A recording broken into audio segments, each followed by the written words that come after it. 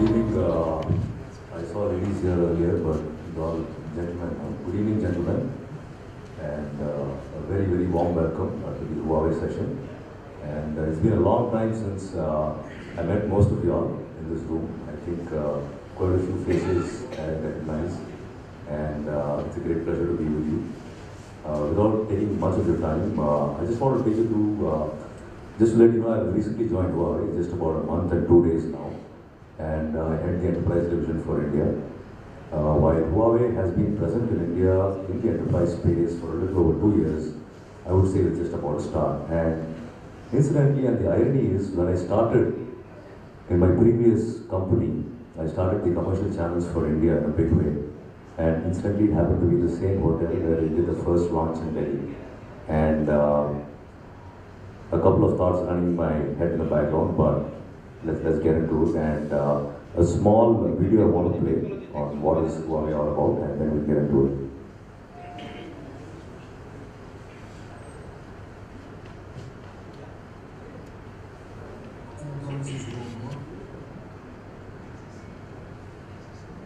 8 times 10 to the 15th power gigabytes of digital information is projected to be created and shared globally. In 2016, 200 million employees will adopt the concept of bring your own device. In 2013, 40% of users will interact with their banks via a social network service. In 2015, it is estimated that 50% of citizens will interact with their governments via intelligent end-use devices. ICT systems are shifting from the role of cost centers to that of business-driven centers, enabling enterprises to operate more efficiently. As a global leading ICT solution provider, Huawei serves 140 countries and 1/3 of the global population through world-class management experience and network development.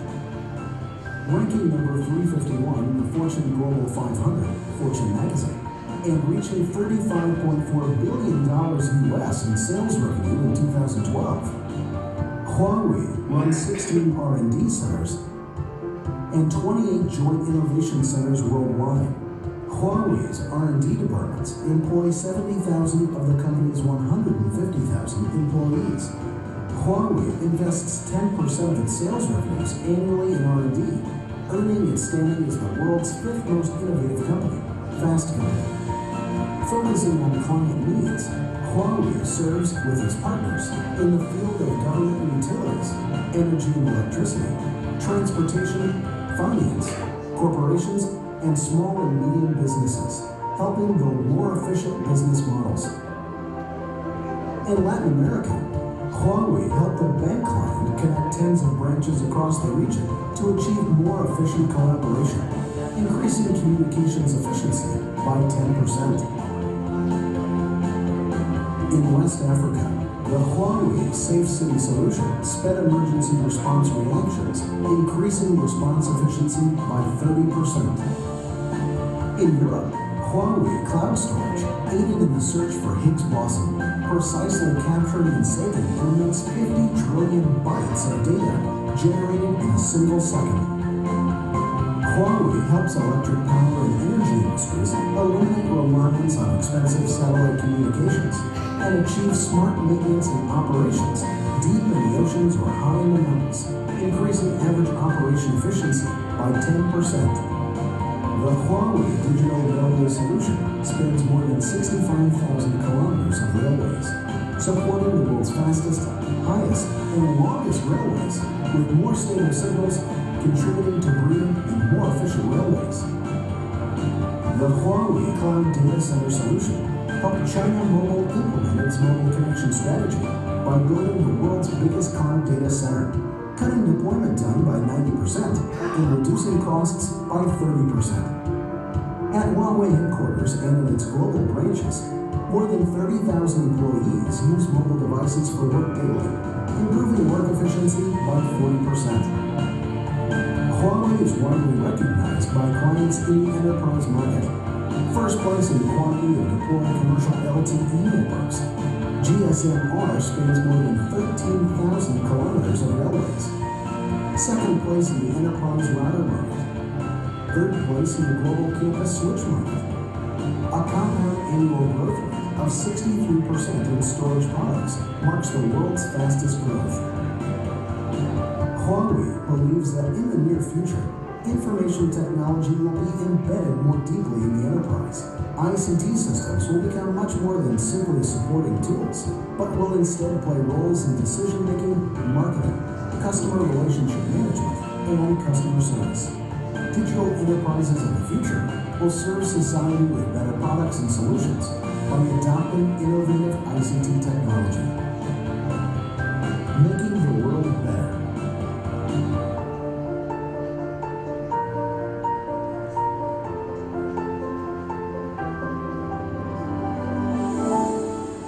Huawei Enterprise ICT Solutions, a better way. So friends, that was a brief introduction on Huawei on the video part of it. Like said,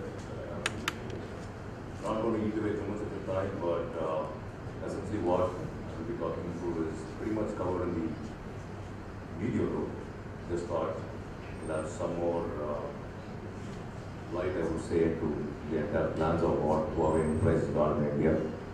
So just to start with, before we actually get into these slides, I just wanted to let you know that Huawei in India has been there for almost about a little over 9 odd years, right? But predominantly the carrier network business, where we manufacture carrier network switches and routings, pretty much the telco side. And the business revenues from India was a little over 2 billion when the telecom was at its peak, and it gradually came down, right? And that's when the enterprise team was started off in India and things like that. So however, getting into the crux of it, so this is what Huawei is, this is how the growth rate of the carrier was, pretty much in the range of about 22%, and this year I think it will pretty much be a little over another billion odd addition to this number as we see. Like I said, Huawei, we don't want to look at, we don't call ourselves another Chinese company, right? We don't deal in a lot of products that our competition does with. In fact, we don't deal with a lot of low-cost entry-level products at all. What we mean is that we cover the solution space, specifically that caters to mid and the high-end range of solutions that any mid-market SMB kind of customer going up to all the way into many segments, which is clearly our target focus, right? So we have a global footprint, like you saw in the video. We are present in a little over 14 regions and 140 odd branches and countries.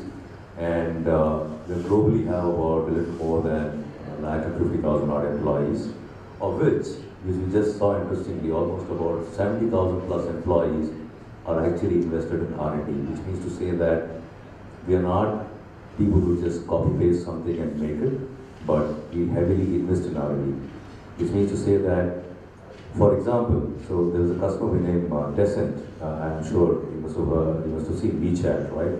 So for WeChat or Descent Global, we actually customized a server for them, not going through the normal route of just customizing from a CPU, RAM, hard drive, and case. We actually rebuilt an entire server model for them, by virtue of which we got tons of business from Descent alone. So if there is an opportunity in India that we see, right, and as we go down, we also develop a specific router for India, which is comes with a battery, which is the first of its kind to be launched, right?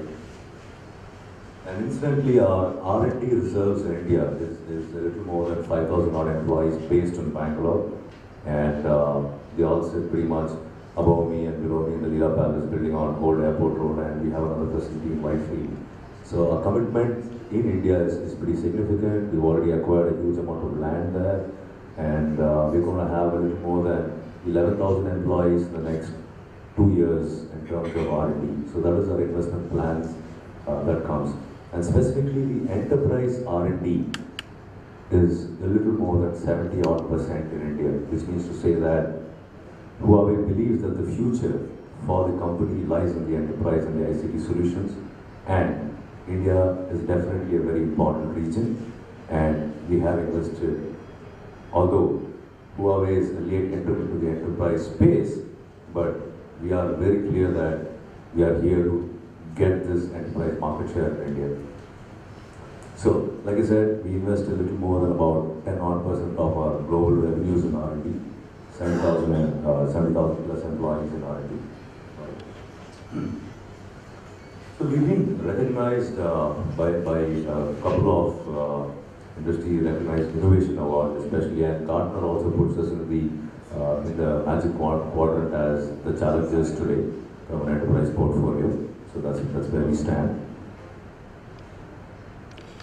And in the mainstream product line, if you actually look at it, we have anything starting from switching, routing, data centers, telepresence, LTE, GSM, storage, servers. It runs across everything when it comes to the enterprise space. So I'm not going to take too much time on this. Probably we'll share more details when we get together during the networking session per se. So if you look at it, I'll run through a couple of slides to move on the time. We address pretty much every vertical or segment in the industry per se. We have energy and power, we have large enterprises, we have government and public sector, transportation, finance, and even SME per se. And pretty much we made decent inroads so far. And the other key thing which I probably missed out letting you know is that while Huawei is a $35 billion company, 70% of this $35 billion comes outside of China. Which means to say, yes, we are truly a global company. Yes, the base is in China, and 70% of 35 billion comes outside of China. Yes, we've not made much of inroads in the US for obvious reasons. I think everyone in this room knows about it. But we are very well accepted in UK, we are very well accepted in Africa, we are very well accepted in Asia, and that is a serious threat and a challenge to our competitors. You can see a lot of people smiling. So this is the entire solution stack. If you look at it, starting from the data center infrastructure side, from servers, storage, VDI, and energy part of it, and coming to the network layer, we have the PC switch, the IP network portfolio, the wireless, and the microwave part. And in the UC&C, we have the telepresence and the entire host, which covers the entire unified communications and collaboration part of it. And at top, we could actually go with a whole lot of solutions what a customer or even an SME would look at it, starting from a cloud where he defines his own devices part of it, or it could be a software-defined network, or a complete setting up of, even if it means a complete cloud infrastructure which we specialize in. And the key thing here is you have a unified management and a security feature here, right, which is called eSite, which pretty much practically comes free of cost. Well, unlike other folks who don't charge for the eSite part of it, which gives you a single console of management. For example, we're talking to one large customer who's in retail, who's just deployed a micro data center solution over 78 locations in India. And he gets to control all the 78 retail store micro data centers from one single location. And just yesterday at the intro, in fact, the customer presented, since I don't have his permission to take his name, we'll probably share it once we get his details out. So this is our data center switches. We have something called as the cloud engines, which is specifically made for the upcoming cloud industry, where we compete pretty much with large players in the pure plex side. That is a very interesting play that we have. This is our general product overview. Like I said, there's another reputation in terms of how we could address different segments in the product lines. And this is a mammoth storage box. It's called the Ocean Store.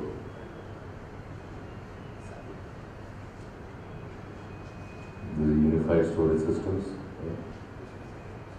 And this is the one that I was talking about, is the E9000 cloud engine is what we call. So this practically comes with a one-stop solution if you have to plug and play, and it's a great product for you. And if you have time, you can visit our Bangalore office or even our Delhi Experience Center to actually touch and feel. And if you have any customers, or if you want to even touch and feel this product or do some R&D on your own for technical expertise, we're willing to give you a demo, right, and get your engineers to play with it for some time. This is the micro data center product we just spoke about. It will shortly get deployed in about 78 odd locations in India, a very big retail chain. Right?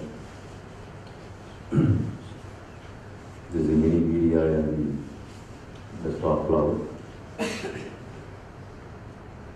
These are support structures. So we have a relationship with HCL who does the support for us and also Java systems. So, but again, the support model in Huawei is pretty much transparent. If a particular partner wants to take care of end-to-end servicing for his customer, we train them, we certify them, and they can go out with the services bit of it.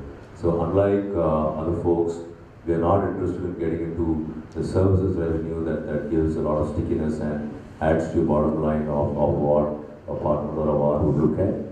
So we are very clear that you want to play the hardware and the product side, so we play very hard there, but not as the services bit of it. So essentially what we're trying to do here is that Huawei is going to be in India and even globally. We have a little over 400 odd partners where we work very closely with. And in India, we're going to be 100% channel. Yes, there are some large SIs who do direct business today, but nevertheless, we're going to be a very strong channel-focused team that we're building up in place. And as the new year starts in 2014, we're going to come up with a strategy, start enrollments and things like that. Where we're not looking at a big mass. And I know a lot of folks here who worked with me in the past very closely. It's a commitment from Huawei's side that they're very clear. Pan-India, we don't want to work with more than 60 or 70 partners. I know a lot of you folks are also reluctant to work with me today, but that's a fact that I accept, and I'm looking at it straight on. But at the same time, we're very clear, we don't want to work with more than 60 or 70 partners Pan-India. We want to work very closely with them, deeply engage with them, and help them and take help from them to build our market share in this market. So there are a couple of programs that could be carved out or even customized per se, since we have a whole lot of channel initiatives. China and especially UK and Australia and the other places we've been pretty successful on the channel side. We want to evaluate a similar kind of a structure here in India. These are basically a partner value added grid. Yes, we'll have platinum, gold and silver partners, and we'll also call a separate category called the VAP or the SI category part of it, which will be essentially for large turnover transactions and very large deals. So depending on where and how each of us would like to add value with each other, we could categorize it and we can share more details on this as we move forward. So we have a complete support structure to support the channel. Yes, we'll have dedicated channel managers. Essentially, when I say about 60 or 70 odd partners across India, so we don't intend to move to the Tier 3 cities right now. We want to take it step by step. Probably we'll cover the first 8 to 10 cities pan-India with dedicated headcount and support to start with. And when we do this, each channel account manager will be working with anywhere between 4 to 6 partners very closely, and we don't intend to expand that just because there is a transaction like that. So everything will be monitored and scrutinized by a specific team along with me when we onboard the partner, so that the partner works with us on a long-term basis and we are staying truly committed to that.